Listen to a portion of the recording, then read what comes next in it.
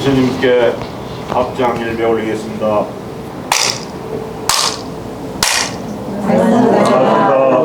반갑습니다.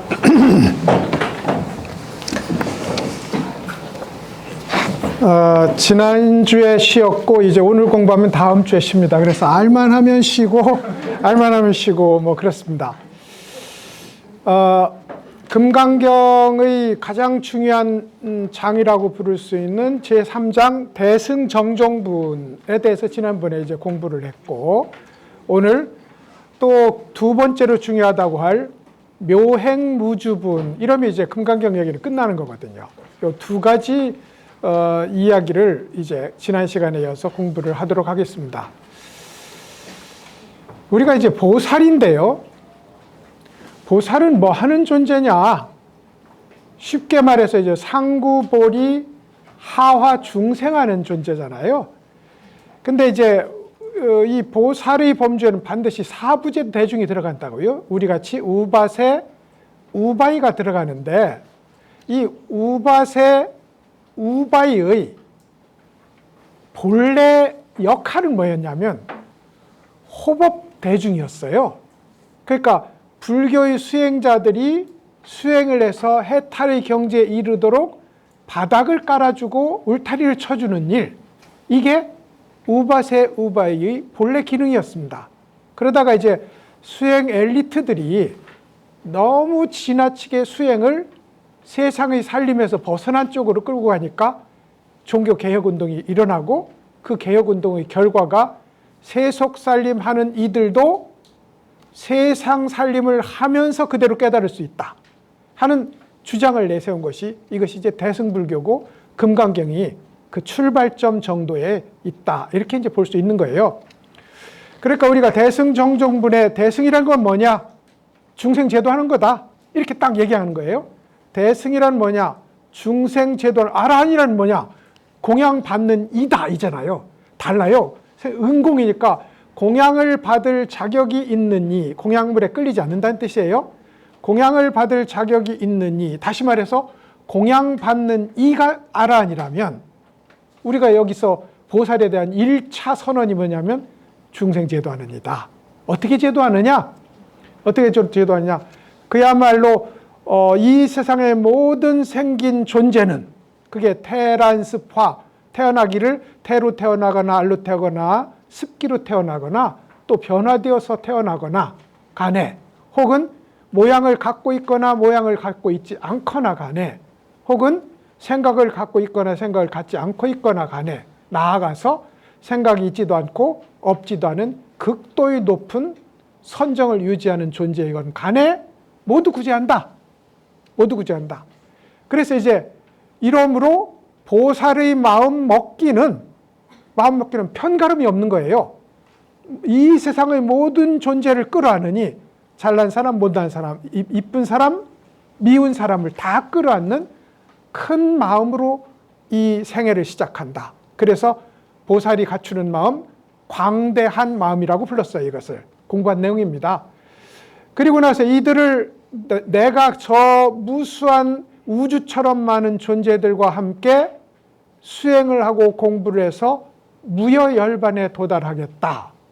어디 다른 데도 아니고 천상에 태어나도록 하겠다, 세상의 복을 만끽하도록 하겠다, 이런 것이 아니라 부처님이 도달한 그 경지, 더 이상 나갈 자리 없는 데까지 요만큼이라도 부족한 것이 있다면 다시 공부를 지어서 끝까지 함께 손잡고 나가겠다. 이게 그야말로 두 번째 마음도 아니고 세 번째 마음도 아니고 3등이면 충분해, 60점이면 괜찮은 거야, 이게 아니라 199.9도 안 된다.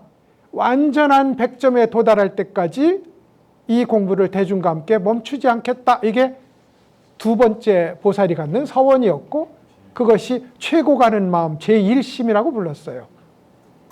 근데 그렇게 무수한 대중들을, 중생들을 구제했는데도 내 마음 속에는 그들을 구제한 일이 있다는 기억조차 없다. 왜 그러냐? 한 몸이기 때문이 그렇다. 바다가 해운대 바다가 1000개의 파도를 냈는데 우연히 멋진 파도 하나를 일으킨 거예요. 저건 내 작품, 나머지는 폐기, 이러겠습니까? 그렇지 않습니다. 못난 파도, 잘난 파도 모두 뭉뚱그려서 내 새끼인 것처럼 보살의 이 중생제도라는 건 내 몸처럼 제도하는 겁니다. 내 몸으로 제도하는 거예요. 그러니 발이 가려운 곳을 손이 긁었다고 손이 내가 말이야 너를 긁어줬잖아? 이럴 수는 없다 이겁니다. 그런 의미에서 한 몸으로 평등하다 해서 평등한 마음, 상심, 항상한 마음, 항상 변화무쌍한 것이 아니라 항상한 마음, 이래서 보살이 갖추는 세 번째 마음이었어요. 그리고 마지막으로 그럼에도 불구하고 아상인상 중생상을 갖지 않는다. 나라는 누군가가 나라는 것이 무슨 훌륭한 일을 했다는 전도된 마음을 갖지 않는다. 이게 전도되지 않은 마음, 부전도심이었어요. 여기 이제 보살이 4대심이고 지난번에도 말씀드린 것처럼 여기에 약간의 변화는 있어요. 천수경에 보이는 것처럼 광대심, 원만심, 무해심, 대비심, 이것도 사실은 보살의 마음이거든요. 같은 마음입니다. 그것이 이제 대승정종불에서 한 공부 얘기였어요. 그러니까 우리도 보살인 한, 나만 열심히 공부하고 쟤는 좀 공부를 못했으면 좋겠어라고 생각하시죠? 여러분 해보면 생각합니다. 해보면 우리가 선방에 가보잖아요. 가보면 어느 날 보면 달라지는 사람이 있어요. 그러면 기쁜 마음이 일어나야 되는데 이게 그렇게 공부해서 일어날 때 내 속에 따라서 기뻐하는 마음이 일어나야 되는데 거꾸로 시기 질투하는 마음이 일어납니다. 남이 못된 짓을 하면 안 됐다 하는 마음이 일어나야 하는데 속에 은근히 환희의 마음이 일어나요. 이게 우리 심보란 말입니다. 그런데 보살은 그렇지 않다. 그래서 내 몸처럼 내 자식처럼 편들지 않고 편가르지 않고 모두와 이 마음 먹기가 굉장히 중요합니다. 이렇게 마음 먹기가 중요해요. 늘 이렇게 마음 먹어주는 겁니다. 교리를 공부하는 이유는 그렇게 마음 먹어주기 위해서 공부해요. 그리고 나서 그 마음 먹은 일을 잊지 않기 위해서 수행을 합니다. 그러니까 수행은 암호예요. 그때 그 마음 먹었던 큰 마음, 그러니까 광대한 마음이죠. 큰 마음, 원만한 마음, 자비한 마음, 이것을 잊지 않기 위해서 남무라 단나다라를 하고 스타타카토스니사를 하는 거예요. 그러니까 이것이 잊지 않기 위한 암호입니다. 잊어버리면 스타타카토스니사. 그러면 보살의 마음으로 돌아온다고요. 이것이 이제 우리 대승정종문에서 한 얘기고, 오늘 공부는 이제 묘행무주분입니다. 묘행은 오묘한 실천입니다. 어떤 것이 오묘한 실천인고 하니, 우리에게 착하고, 들어보세요. 착하고 악하고 옳고 그르고 아름답고 추함을 나누는 마음이, 이게 분별심이잖아요. 이게 분별심입니다. 이것을 분별을 내려놓는 자리로 공부하는 것이 우리 불교의 1차 지향점이에요. 1차로 우리가 정거장으로 거기가 모두가 모이는 자리입니다. 거기서 모여야 돼요. 근데 거기서 머물면 안 된다고요.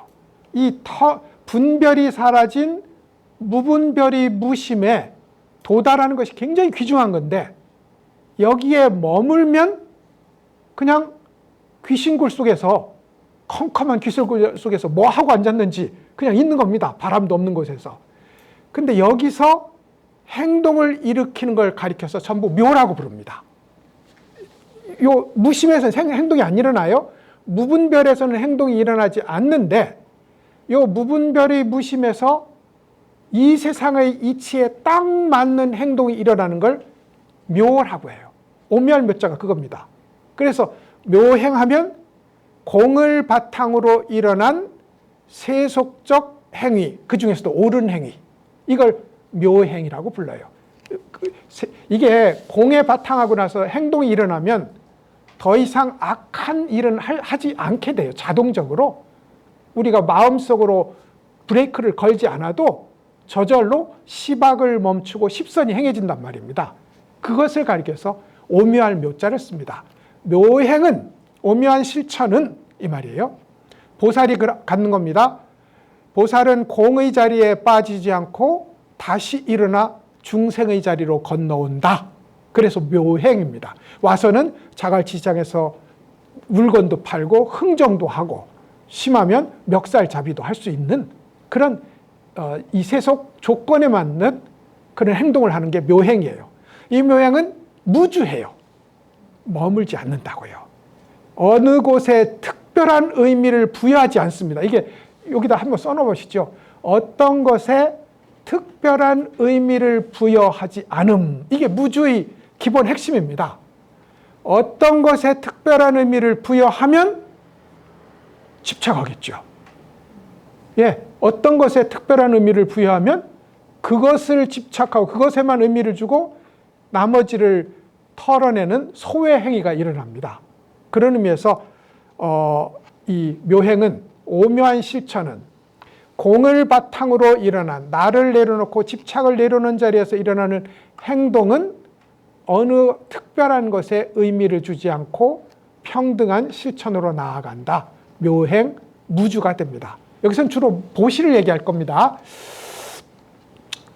아까 외호 세력이라고 했는데, 그러니까 우리 우바세 우바이가요.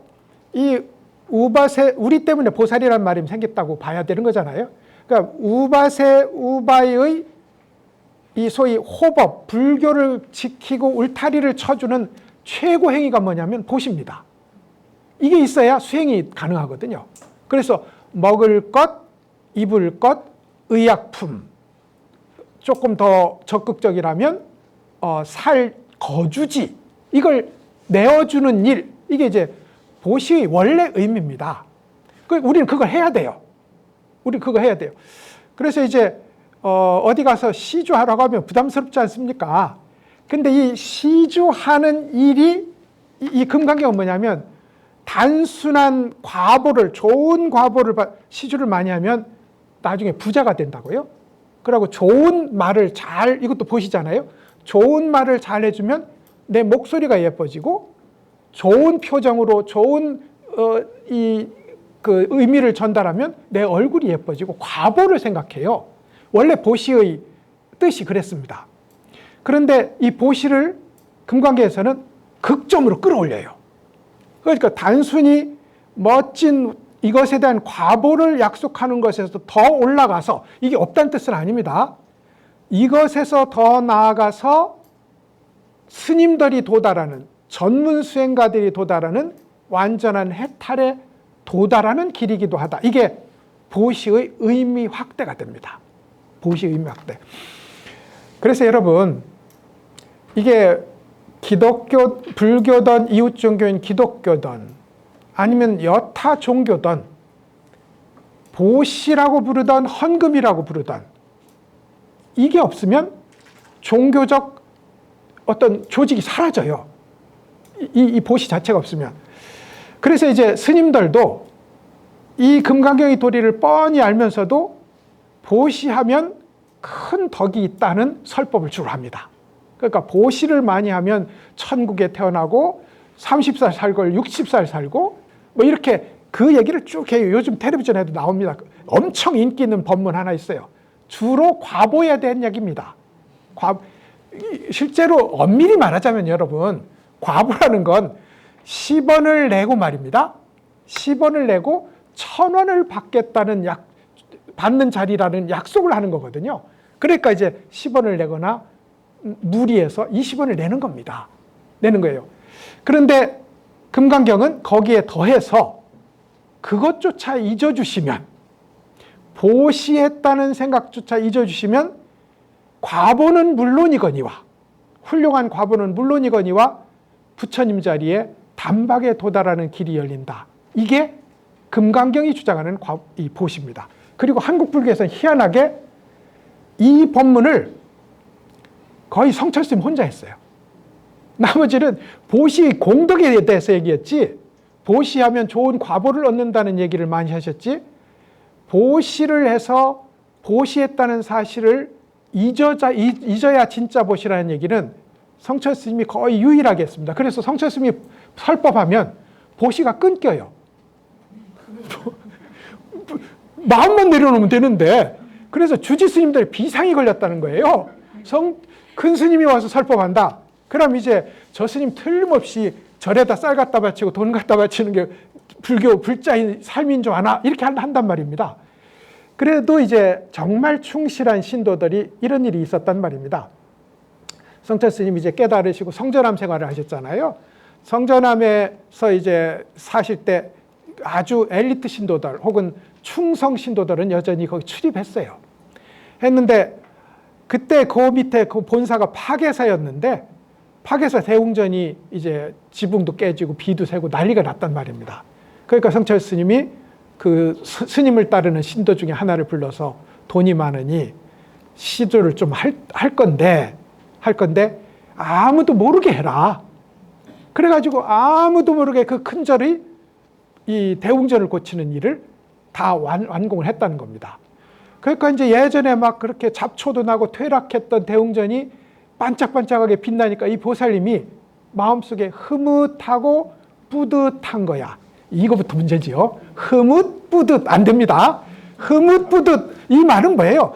이걸 우리 심리학적으로 내가 투영되었다 이 말입니다. 이 투영은 안 좋은 거거든요.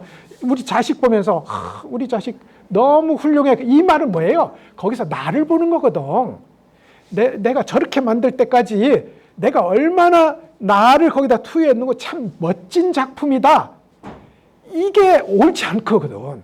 그럼 아들은 뭐야? 물건이야 뭐야? 지가 훌륭하니까 저렇게 큰 겁니다. 지 인연으로. 근데 이제 이 보살이 뿌듯한 겁니다. 그래가지고 이제 파괴사 대웅전에 가서 108배를 한 거예요. 근데 이제 거기는 원택 스님은 그거 안 써놨어요. 근데 나는 은근히 생각을 합니다. 파괴사 주지 스님이 와서 뭐라고 한 거예요. 너 뭔데? 허락도 받지 않고 대웅전에 와서 마음대로 기도하느냐? 절 어떻게 했겠어요? 그냥 절 안 했습니다. 지심기명했습니다. 무슨 말씀인지 알죠? 그러면 우리 송광사에 가서도 했거든요. 우리 요 불교대학이 함께 가서 송광사는 이 보조 진울 스님이 한 게 되고 성철 스님하고 약간 대립각이 있는 데잖아요. 우리가 거기 가서 보란 듯이 지심기명대를 그러면서 송광사 물론 뭐 절이 그렇게 협소하지는 않지만 그래도 그게 하여간 그 보살은 나는 그렇게 생각했다고 생각해요. 그냥 절만 하면 어떤 주지가 세상에 어떤 주지가 와서 너 누구 허락받고 절하느냐 이렇게는 안 했을 거라고 지심기명을 했습니다. 해가지고 주지 스님이 고래고래 소리를 지르니까 도망간 거예요. 성전함으로. 그래 가서 그냥 그 뿌듯한 마음까지 잊어주고 내가 보시했다는 것도 까맣게 잊었으면 더 좋았겠구만. 혼나도 싸다. 이렇게 이제 성철 스님이 했다는 거예요. 그러면 이제 그때 그분의 도력 때문에 이게 감동 스토리로 전하는 거지. 누가 왔는데 여기다 이제 1,000만 원을 이렇게 담았어요. 내 온 필생의 충성심을 담아서 여기다 이렇게 해가지고 주지 스님 이거 불사하는데 좀 쓰십시오. 그러면 이걸 받아서 말입니다. 여기다 보시하며 쓱 넣어버리면 우리 심정이 어떻겠어요? 무너지는 겁니다. 스님 거기 1,000만 원 들었는데요. 이거 아닙니까? 이거 아닙니까?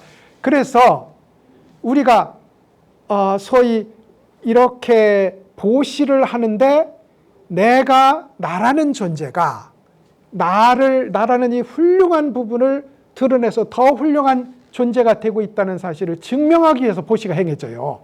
행해지는데 이 무주 묘행분에서 말하는 보시는 그게 아니라 보시를 내가 했다는 그 일도 잊어줘야 되겠다. 잊어주지 않는다면, 잊혀지지 않는다면 있는 신용이라도 해라. 그럼 훈련이 된다. 그래서 누구한테 보시를 내도 보시했다는 사실을 숨겨라. 숨기면 보시가 커진다. 이게 성철 스님의 몇 가지 에피소드가 전하는 굉장히 훌륭한 높은 법이다. 이렇게 이제 볼 수 있거든요. 오늘 하는 얘기하고 아마 굉장히 통할 겁니다. 그렇다고 보시를 하면 과보가 없는 거 아닙니다. 보시는 1차로 명백한 과보를 약속한다.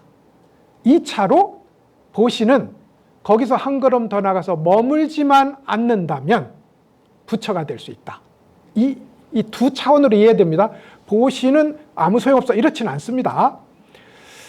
한 얘기를 가지고 우리 공부를 시작했으면 싶습니다. 이제 기림정사, 요 기림정사 시절에 이름이 코끼리를 보호함 혹은 코끼리가 보호해줌이라는 이름을 갖는 한 부잣집 아들이 있었어요. 무슨 연고인고 하니 이 부잣집의 아들이 태어날 때 어디선가 황금 코끼리가 나타난 거예요. 그래서 이제 이 아이가 가는 곳마다 따라다니면서 그야말로 몸뚱이와 그림자처럼 떨어지지 않고 지내면서 이제 말하자면 일시에 그 지역의 유명 인사가 됩니다. 마가다국이었어요. 마가다국에.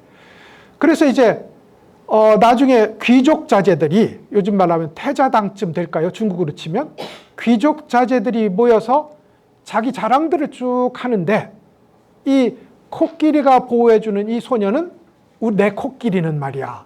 내가 가면 어떻게 알고 모든 곳에 나타나서 필요하면 나를 태워주고 이 쓸쓸하면 위로해주고 다 한다니까 이만큼 좋은 게 없는 거예요. 그 자리에 후일의 아사세왕이 되는, 이 아사세왕이 자기 부친 죽이거든요. 후일의 아사세왕이 되는 왕자가 있었어요. 근데 이 왕자가 내가 왕이 되면 저 코끼리를 반드시 뺏어야지 결심을 합니다. 그래서 이제 왕이 됐어요. 돼서 이제 코끼리가 보호하는 이 청년에게, 이제 청년이죠, 명령을 합니다. 우리 내 궁전에 들어와서 연회를 베풀 거니까 코끼리를 데리고 연회에 참석을 해라. 그리고 나서 이제 연회가 끝나고 나서 갈 때 내가 보니 저 황금 코끼리가 너무 좋은데 나에게 달라. 예, 그러지요. 하고 궁궐문을 나와요. 근데 이 코끼리가 그 자리에서 사라졌다가 돌아오는 도중에 길 가운데 나타나서 이 코끼리가 보호하는 소녀를 따라서 집으로 돌아갔습니다. 이 사람이 아무리 생각해도 위험한 겁니다. 최고의 왕인데 줬다가 뺏은 거잖아요. 그래서 이제 부처님에게 귀의를 합니다. 출가하겠습니다. 출가하는데도 코끼리가 따라가요. 그래가지고 공부를 하는데 다른 사람은 조용히 나무 아래에서 참선을 하는데 이 사람이 참선을 하면 황금 코끼리가 옆에서 떡 앉으니까 온 세상 사람들이 그걸 구경하러 오네. 그래가지고 수행이 안 되는 거예요. 사람들 참 얼마나 저렇게 전생에 보시를 하고 복을 닦았으면, 이 얘기입니다. 저렇게 황금 코끼리가 그림자처럼 따라다니면서 보호하고 아껴줄까. 그래서 이제 수행자 그룹에서 난리가 났습니다. 저 사람 때문에 공부를 못 하겠습니다. 그래서 부처님이 부릅니다. 얘야, 너 그거 코끼리 안 되겠다. 어떻게 해봐라. 그러니까 어떻게 하면 좋습니까? 그러니까 3번 이렇게 말해라. 너하고 나하고의 인연은 여기서 끝났으니 이제 나는 네가 필요 없다. 이걸 3번을 말해라. 3번을 말해라. 그렇게 말을 하니까 이제 코끼리가 사라졌어요. 변화되어 나타난 것이니까 사라졌습니다. 그리고 나서 공부를 해서 아라한과를 증득하게 됩니다. 2단계예요. 코끼리가 생기는 단계, 코끼리를 내려놓고 아라한이 되는 단계가 2단계로 나눠요. 이게 부처님한테 제자들이 묻습니다. 저 청년은, 저 수행자는 무슨 과보로, 무슨 복덕으로 코끼리 보호를 받았습니까? 그러니까 이제 이렇게 예전에 모든 부처님들이 이 세상에 올 때 도리천에서 코끼리를 타고 옵니다. 우리 석가모니 부처님도 도리천에서 코끼리 타고 오셨거든요. 그래서 이제 코끼리를 타고 오시는데 우리처럼 이제 코끼리 그림을 그려놨는데 어떤 개구장이들이 코끼리가 있는 곳을 이렇게 좀 돌로 콩콩콩 찧어서 훼손시킨 거예요. 이게 이제 지나가다가 너무 안 됐어서 흙을 3줌 주셔서 거기다가 이렇게 메꾸고 맨들맨들하게 만들어준 거예요. 그 복덕으로 이제 자기가 죽으면서 나도 저런 코끼리를 타는 사람이 되고 싶다, 이겁니다. 저런 코끼리를 타는 사람이 되고 싶다. 그 복덕으로, 요 흙 3줌의 보시 복덕으로 평생을 코끼리가 따라다니는 그런 이제 과분한 복덕을 받게 됩니다. 문제는 이게 과보잖아요. 원인에 따라서 생긴 과보잖아요. 결과잖아요. 이건 사라지게 돼 있습니다. 사라지게 돼 있어서 소위 이 과보를 나의 것으로 즐기는 시점이 이제 끝났으니 내 것이라고 생각되던 것, 우리한테 코끼리가 다 있습니다. 얼굴, 머리, 재산, 성격, 무엇이든 내가 코끼리라고 믿고 타고 다니는 뭐가 있어요. 그 코끼리마저 내려놓는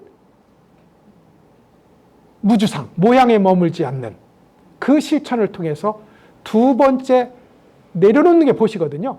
두 번째의 이 단계인 깨달음의 단계로 나아갔다. 좋은 과보를 얻는 단계, 깨달음을 얻는 단계. 요 금강경에서는 한꺼번에 하자. 그렇게 단계로 하지 말고 한꺼번에 하자. 이게 금강경의 단계입니다. 읽어보실까요? 앞에 한 세 줄 읽어보도록 하겠습니다. 들어보시죠. 또한 수보리여, 보살은 현상에 있어서 머무는 바 없이 보시해야 합니다. 이것이 모양에 머물지 않는 보시이며 소리, 향기, 맛, 감촉, 현상에 머물지 않는 보시입니다. 이랬어요. 또한 수보리여, 이제 연결되는 문장이니까요. 보살은 현상에 있어서 머무는 바 없이 보셔야 합니다. 저는 이렇게 번역을 했는데 이 현상이라고 번역한 게 법자예요. 법에 있어서입니다. 근데 이제 범어로도 현상이라고 번역해야 옳고요. 현장 스님도 이걸 일사자를 써서 모든 일에 있어서라고 번역을 했어요. 현장 스님도 구마라짐만 법법자를 썼습니다. 그러니까 구마라짐의 이 법법자는 두 가지 뜻을 갖습니다. 하나는 불법, 사성제, 육바라밀, 팔정도를 포함한 부처님이 설한 불법, 이게 법의 첫 번째 의미입니다. 다른 하나는 세상의 모든 인지 가능한 현상들, 우리가 생각해서 알아차릴 수 있는 일들, 이걸 법이라고 했습니다. 법이라고 했어요. 그래가지고 여기에서는 불법이라기보다는 현상이라고 하는 것이 조금 더 가깝다. 그래서 이제 현상이라고 번역을 했습니다. 현상에 있어서 법은 두 가지 의미입니다. 하나는 불법, 부처님 법, 부처님의 가르침. 다른 하나는 이 세상의 알아차릴 수 있는 모든 일들, 구체적인 일들이든 추상적인 일들이든 이걸 법이라고 표현한다. 이겁니다. 그러니까 이제 우리도 이런 거 있잖아요. 걔는 나한테 인사하는 법이 없어. 이 법은 그 법이 아니잖아요. 그런 일이 없다는 뜻이잖아요. 이거 불교에서 간 겁니다. 그런 법이 없어 할 때 이 법을 일에 대한 번역으로 법을 쓴 것은 어떤 일, 이걸 우리는 법이라고 하잖아요. 밥을 사는 법이 없어. 인사하는 법이 없어. 그때의 법은 일이거든요. 이건 불교에서 건너간 말이다. 건너간 말이다. 그래서 이제 그건 일들, 현상들입니다. 머무는 바 없이 보시해야 됩니다. 이랬어요.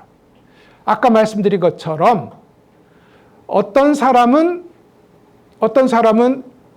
50원을 내고 보시를 할 때 어떤 사람은 황금 무더기를 낸다 한들 그것은 실제로 황금 무더기가 요만한 엽전 한 입보다 훨씬 귀중하다는 법이 없다.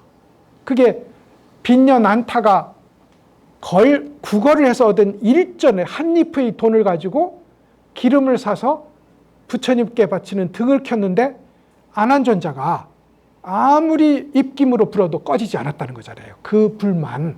그러니까 소위 한 잎이든 황금의 산이든 모양에는 차이가 없다. 그걸 내놓는 마음의 문제이지 이겁니다. 그래서 이제 그래도 우리 어느 절에 가면 너는 얼마 보시했는데 이 앞자리야. 거기는 보시를 많이 해 앞자리 앉거든요. 너는 얼마를 보시했는데 이 앞자리에 앉는 저 뒤로 가라. 그러면 와 나도 보시할 만큼 보시했다. 왜? 이라고 막 싸워요.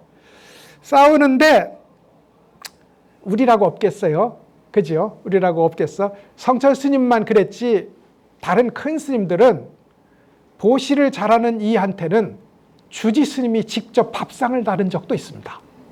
훌륭한 일이니까 제가 누군지 노건 스님이라는 큰 스님이 있었어요. 총무원장까지. 근데 그 노건 스님이 권력자가 오거나 대시주가 오면 자기가 직접 밥상을 들고 날랐습니다. 그러면 밑에 스님들이 뭐라고 한 거예요. 아니 스님, 그 불법에 있어서 돈 많이 낸다고 권력이 세다고 이렇게 하는 게 어디 있습니까? 그러니까 나는 주지인데 이 여러분이 공부 잘하라고 이 저를 윤택하게 가꿔야 될 책무를 진 사람인데 이 책무를 위해서 밥상을 나르는데 내 자존심을 꺾고 그것까지 뭐라고 하면 주지하지 말라는 얘기다. 이랬다는 거예요. 그것도 훌륭한 행위입니다. 그렇게 밥상까지 나르던 그런 일들이 이제 훌륭한 일이기는 하지만 실제로는 그 차이는 없는 거다. 한 입과. 근데 이제 보면 10만 원, 20만 원 내면 손으로 만든 연등. 뒤에 10,000원, 2만 원 내면 주름등. 옛날에도 그랬습니다. 여러분, 저 어릴 때도. 그래서 제가 아는 스님도 10만 원을 내던, 10,000원을 내던, 1,000원을 내던 똑같은 흰 등에 그냥 이름만 걸어주던 스님이 있었어요. 몇 년 안 가서 포기합니다. 그러니까 이게 참 전략의 문제지요. 그것이 원칙적으로는 그리 불교적이지 못하다. 이걸 알면서도 밥상도 날려야 되는 것이고 좋은 연등도 앞장서서 걸어줘야 되는 것이 또 살림하는 사람의 속사정이다. 이렇게 이제 이해를 해주자고요. 그렇지만 본질은 아니다. 본질은. 저 이웃 동네도 그렇습니다. 이웃 동네는 헌금이라고 해요. 그래가지고 여러분 헌금의 종류가 얼마나 되는 줄 압니까? 누가 계산을 봤더니 85가지가 있습니다. 85가지가 임신 헌금, 출산 헌금, 백일 헌금, 돌 헌금, 심지어 운전 면허 헌금, 여행도 여러 가지가 여행 헌금이 있어요. 즐거운 여행 헌금, 안전한 여행 헌금, 이러니 헌금의 종류가 85가지인데 아마 100가지 넘을 겁니다. 근데 제가 존경하는 한 선생님이 한 교회의 장로이셨는데 거기에 보면 이름을 써놓게 돼 있거든요. 실제로 저 이름 쓴 봉투가 저기 써 있어요. 그래서 늘 내 돈을 그 봉투에 돈을 넣어서 넣게 돼 있어요. 그러면 있잖아요. 목사님이 반드시 얼마 이상 한지 다 조사하고 명단 조사하러 가지고 예배 보다가 반드시 불러일으킵니다. 불러일으켜요. 그런데 이제 이 교수님이 이름 없애자. 이름 없애고 봉투에 돈만 넣기로 하자. 그래가지고 어느 날 인민재판이 열렸대요. 장로회가 열린 거예요. 열려서 정말 교수님 그 의견을 철회할 수 없습니까? 그러니까 나는 내가 믿는 기독교의 원리는 이거다. 예수님이 이 자리에 10번을 와도 이렇게밖에 안 하실 거다. 그러니까 알았습니다 하더니 장로직 해임. 예, 우리도 주지 스님이 큰 스님이나 워낙 도력이 그래서 그렇지 큰 스님 같은 설법 하잖아요. 주지 해임. 안 하겠어요? 부처님한테 돈 갖다 바치는 게 신도의 노릇이 아닙니다. 이러면 그게 해임이라고.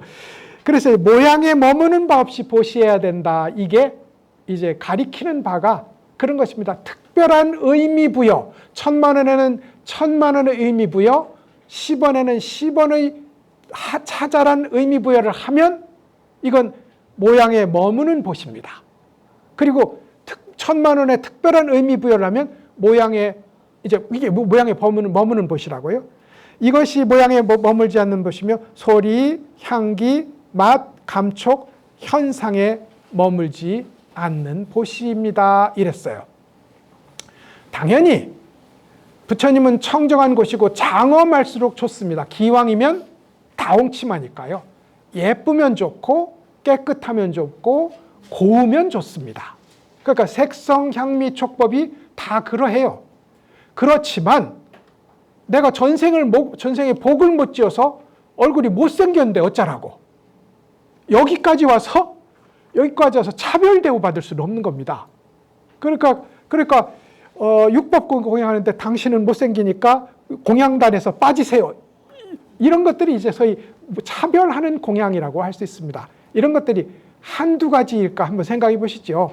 색성, 향미, 촉법에 특별한 의미를 부여해서 보시를 하는 일, 그건 모두 모양에 머무는 보시에 속한다 이 말입니다. 모양에 머무는 보시에 속한다.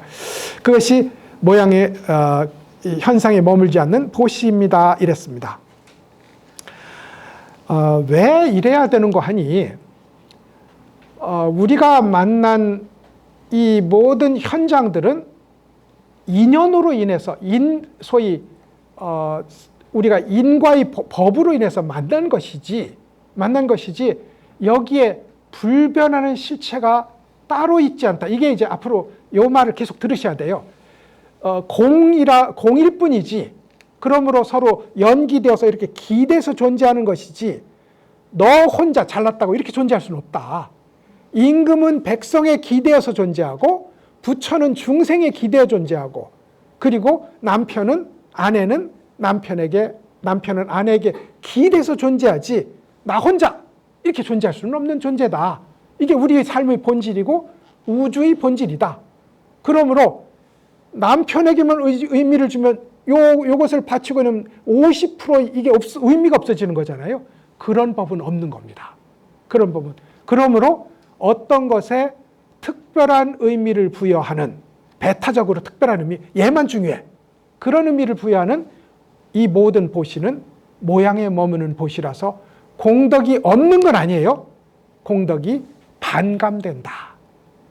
아까 흙 세 줌을 가지고 거기다 맨도름하게 이렇게 메꿨는데도 금 코끼리가 나타나서 평생을 따라다녔는데 과보는 있어요. 그렇지만 과보는 어차피 거기에 기대를 둔다면 그건 이렇게 돌겠다는 거예요. 육도윤회 하겠다는 겁니다. 과보에 의미를 둔다는 건 나는 천상에 태어나거나 인간의 부잣집에 태어날 거야. 이 말은 육도윤회 계속하겠다는 뜻이잖아요. 그런 의미에서 모양에 의미를 두는 그런 이제 보시가 되어서는 안 된다 이렇게 얘기를 했습니다. 그래서 이제 법의 두 의미 이렇게 얘기했고요. 한번 그 다음 구절 읽어보시겠습니다.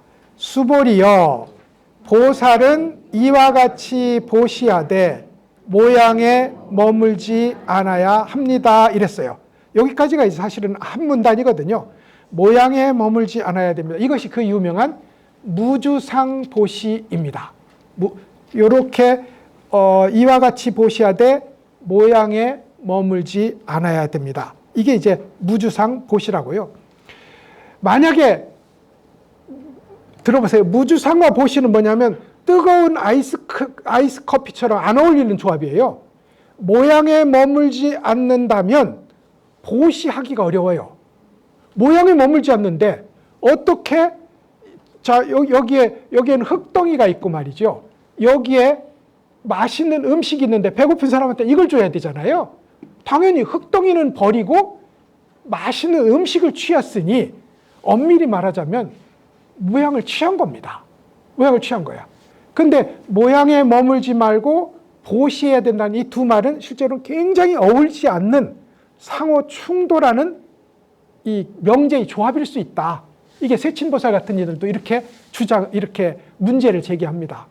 그러면 이제 어떻게 모양에 머물지 않느냐? 당연히 보시는 하는 겁니다. 왜? 그게 우리의 보살로서의 생활이니까. 보살로서의 생활이니까. 그러니까 보시가 먼저예요. 보시를 하되 보시의 등급을 높여서 내가 보시한다는 생각, 너에게 보시한다는 생각, 그리고 이것을 보시했다. 1,000만 원이죠. 이것을 보시했다는 생각. 이 세 가지를 잊어달라. 그 세 가지가 인연에 따라서 일어나는 것이고 어떤 이는 사업을 해서 돈이 저절로 철철철 들어오니 1,000만 원. 어떤 사람은 모든 노력을 다 기울여도 겨우 한 입 들어왔으니 100원. 이렇게 할 수 있다는 겁니다. 여기에는 추호의 차별도 없으므로 자기가 하는 만큼 최대한 보시를 하면 보시의 특별한 공덕이 있어요. 왜냐하면 보시는 그 자체로 불교입니다. 제가 불교는 통장의 잔고를 0으로 떨어나가는 공부입니다. 했을 때 나를 채우고 있는 제일 큰 건 물질이잖아요. 나를 채우고 있는, 나를 자신만만하게 하는 물질의 일부분을 덜어내는 거란 말입니다. 그 덜어내는 일은 그 행위 자체가 불교입니다. 나를 덜어내서 내어놓는 일이니까 채우는 일이 아니라, 그런 의미에서 보시는 불교의 본래인데 여기서 한층 더 나가서 보시하는 나, 보시받는 너, 보시하는 물건, 이게 세 가지잖아요. 이것에 대해서 실체가 없는 인연의 현장임을 보는 것, 이걸 삼륜공적이라고 부릅니다. 세 개의 바퀴가 실체가 없다. 제가 여기 써놨어요. 삼륜공적이다. 이렇게 이제 이 점을 알아서 보시를 열심히 실천하되 점점점 과보를 바라는 마음을 잊어달라. 그래서 우리가 무명의 독지가, 이게 훌륭한 겁니다. 그죠? 그래 이제 무명의 독지가가 이제 열심히 해놓고 자꾸 옆에 이제 기자한테 소문을 흘리는 거지. 그 사람이 헌금했다. 그 사람이 보시했다. 이게 우리가 말하는 무명의 독지가가 갖는 이제 약점이기는 합니다. 약점이긴 한데, 역시 무주상보시 설법은 성철 스님이 제일 뚜렷하게 했으니까요. 마산 창원, 지금 상원이고 성주사라는 곳이 있었어요. 거긴 굉장히 성철 스님 생애에서도 중요한 절이고, 인홍 스님이 거기서 결제를 한 절이기도 합니다. 근데 이제 그 성주사에서 또 대웅전이네. 대웅전 불사를 잘한 어떤 사업가가 거기다가 공덕비를 대웅전에다가 대웅전 옆에 이렇게 걸어놨다는 겁니다. 그러니까 스님이 가서, 우와, 저 사장은, 저 거사는 참 대단하네. 내가 그렇게 대단하다고 말하더라고 해라. 훌륭하다고. 그래가지고, 그러니까 이제 거사가 쫓아왔어요. 칭찬받으려고. 참 보니까 훌륭한 일 하셨대. 그래, 부처님 도량을 그렇게 잘 가꾸시고. 그러니까, 아이고, 제가 보잘것이 없습니다. 그러니까, 왜 저렇게 훌륭한 일을 산속에 저렇게 숨겨놨는고 마산 역전 앞에다 갖다 걸어놓지? 그러니까 이 사람도 머리가 있는 사람인 거야. 아, 이거 욕하는 거구나. 그래가지고 스님 잘못했습니다. 그래, 잘못했지. 그러니까 아니, 보시를 하려면 남모르게 하는 게 보시지. 저걸 저기다가 천년 만년 가라고 저기다 저렇게 폐에 새겨서 저렇게 놓으면 어떻게 하겠노? 그래서 잘못했습니다. 잘못했으면 어떻게 하면 좋겠어? 그러니까 제가 저거를 없애겠습니다. 그러고는 그걸 떼어내서 도끼로 쪼개서는 바로 아궁이에 넣었다는 얘기예요. 이 정도가 살아있는 법문인 겁니다. 실제로는. 여기에 금강경이 다 들어있다고 저는 생각하거든요. 여기에. 그래, 참 훌륭한 일 하셨어. 그럴 거면 마산 역전에 걸지? 이게 우리가 하는 일이고. 우리가 하는 일이고. 근데 그 보시하는 고일 하나를 가지고 몇 마디를 가지고 자기 공로패를 도끼로 쪼개서 아궁이에 쳐넣을 수 있을 정도의 설법이면 금강경 한 권이 거기서 이제 끝난 거죠. 그런 묘행무주불의 이제 소위 모양에 머물지 않는 보시까지 했습니다. 한번 생각해 보시죠. 우리는 모양에 머물지 않는 보시는 합니다. 이거 제1전제예요. 보시는 준비되지 않는 사람도 불교인이 되게 하는 최고의 공덕이므로 보시는 합니다. 근데 보시를 하되 더 고차원의 보시를 해야 된다. 과보를 바라는 중생의 보시가 아니라 나도 없고 너도 없고 보시하는 물건도 없는 공함의 이치를 철저하게 보는 보살의 보시를 해야 된다. 이게 보살의 보시다. 이겁니다. 중생의 보시를 할 거냐, 보살의 보시를 할 거냐. 이건 성주사의 현판 옆에 자기 공로패를 내걸었던 그의 행동에도 이미 답이 나와 있다.